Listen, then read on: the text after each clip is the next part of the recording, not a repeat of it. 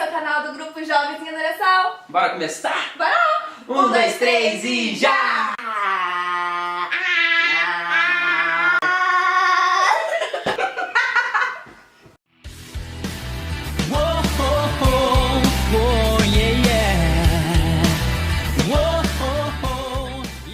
Então, amigos e amigas, no vídeo de hoje a gente vai falar um pouquinho a respeito da vida de oração. Como que é a vida de oração de um cristão, um jovem dentro da igreja, né? Aquilo que cabe a nós, a forma como a gente deve rezar, como a gente não deve rezar e a importância de tudo isso para a nossa caminhada. Gente, a primeira coisa que a gente precisa saber, né, antes de falar de oração, de falar de como é ter uma vida de oração, é justamente saber o motivo pra gente rezar. A oração é conversa com Deus. Então, coloque isso no seu coração que você vai entender muita coisa. A oração, ela é o primeiro passo que a gente precisa dar para estar mais perto de Deus.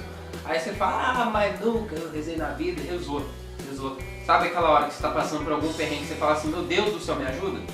Olha só, oração! Então, gente, a oração, ela é, né, como eu disse, uma conversa com Deus. E por isso que ela é importante, né? Porque nós estamos aqui na Terra, nós estamos em uma vida de luta, uma vida de muitas batalhas. E a oração, ela vai ser o quê? Vai ser o alimento da nossa alma. É importante você entender isso, né? Do mesmo jeito que você almoça, toma um café ou come, né, bom estrambelhado que nem eu, a oração também deve ser o seu alimento da sua alma, né? Quem dera eu orasse o tanto que eu como. E a oração nada mais é do que esse caminho de intimidade com Deus, esse caminho que leva a gente a ser amigo de Deus. Assim como a gente tem intimidade com os nossos amigos e partilha coisas com nossos amigos, com Deus é da mesma forma, sabe? A oração, ela se trata de intimidade, se trata de amizade. Quem reza se salva e quem não reza se condena. Ou seja, a oração é esse passo que nos leva à salvação justamente por conta dessa intimidade com Deus, né? Porque a gente conta pra Deus aquilo que acontece na vida da gente, sabe? A gente partilha com Jesus, não que Ele não saiba, mas a gente toma o ato de falar realmente com Jesus a respeito das coisas que acontecem na nossa vida. E se a gente tiver muita docilidade no coração, a gente também consegue escutar a voz de Deus. A gente também consegue escutar aquilo que Ele fala pra nós. A oração, então, né? É importante a gente saber que a oração, ela às vezes parece uma conversa de uma pessoa monólogo só, que você fala com ninguém. Mas não, gente, sabe? Porque Deus, Ele fala através dos fatos. Então, você não pensa que se agora eu vou ajoelhar e vou rezar e vai surgir aquela voz dizendo, meu filho, lança o papo que eu estou aqui pra te escutar. Não é assim. Lança o papo? Lança o papo que eu tô aqui pra te escutar. Deus é muito, isso aí. E quando você não consegue, né, ter a humildade, a docilidade de se reconhecer diante de Deus, aí é que tu não escuta nada, aí tu vira um surdo completo. A gente vai falar agora sobre alguns erros, né, que muitas pessoas, nós até mesmo cometemos muitas vezes, até hoje, quando a gente vai fazer nossa oração hoje, quando a gente vai ter nossa vida de oração concreta. E o primeiro erro que a gente vai listar aqui é a soberba, é o que? É o orgulho, aquele sentimento de grandiosidade, exatamente. E por isso a Escritura diz, Deus resiste aos soberbos, mas concede a graça aos humildes. Ok? É necessário você primeiro ter um grande passo para a sua vida de oração, que é a humildade. Então, se você se coloca de Deus com orgulho ou com a soberba, aí fica difícil rezar e fica difícil falar com Deus e escutar Deus. Então, né, a primeira coisa que você não deve ser ao rezar é ser soberbo. Uma outra coisa com relação ao interesse próprio, né? Porque muitas vezes a gente se coloca na presença de Deus não para falar com Deus, para ter intimidade com Deus, mas porque rezando, né, segundo assim, o nosso jeito de ser mesmo, né? A gente rezando, a gente tem essa concepção de não, se eu rezar, Deus vai me conceder algo, Deus vai me dar algo. Então muitas vezes a gente se coloca na presença de Deus para rezar e ao invés de, como o Fernandinho falou, ter esse ato de humildade, de rezar para ser santo, para ter o nosso coração convertido, rezar para amar mais a Deus, a gente simplesmente foca a nossa oração nas coisas materiais, muitas vezes, nas coisas que a gente quer, nas coisas que a gente julga, que a gente precisa, sendo que quem julga? Eu julgo. Que a gente julga, desculpa, que a gente julga, que a gente julga ser o melhor pra gente, sendo que na verdade isso compete a Deus.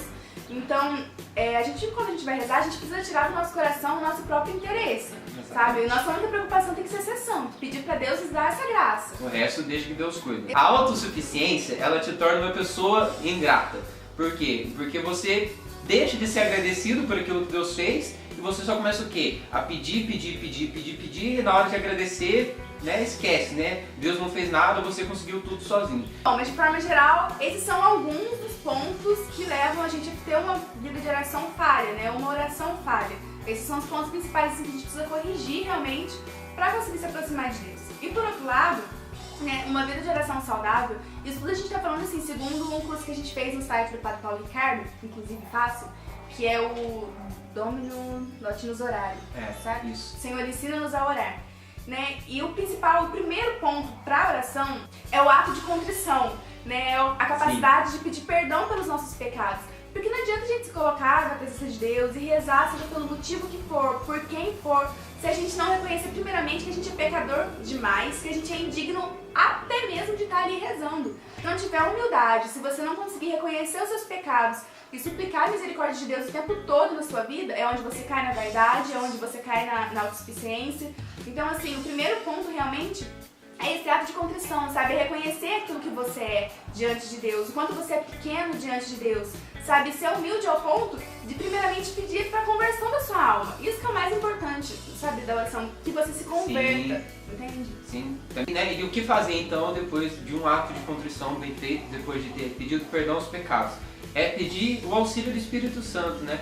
Na palavra, Jesus diz aos apóstolos que ele deixaria o Espírito Santo com eles. Então, né, se a gente for olhar Atos dos Apóstolos, né, no capítulo 2, vai dizer que eles estavam no cenáculo clamando e pedindo o Espírito Santo. E a partir deste momento, que eles tinham o Espírito Santo dentro deles, foi o momento em que eles foram anunciar a palavra de Deus.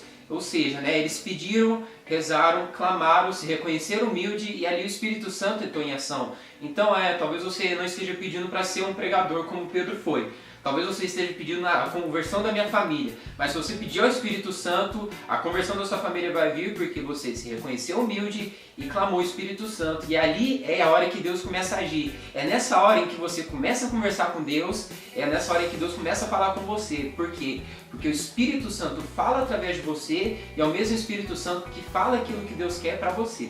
E assim, gente, não tem como a gente se colocar na presença de Deus, não tem como a gente conhecer a Deus, a gente se aproximar de Deus e sair de uma oração da mesma forma que a gente entrou. Jamais. Se alguma coisinha, por menor que seja, não mudar através daquela oração, então a gente tá rezando errado, sabe? A gente é conversão constante, é mudança constante. A cada oração, Deus muda alguma coisa dentro da gente, alguma coisa, sabe, se torna diferente.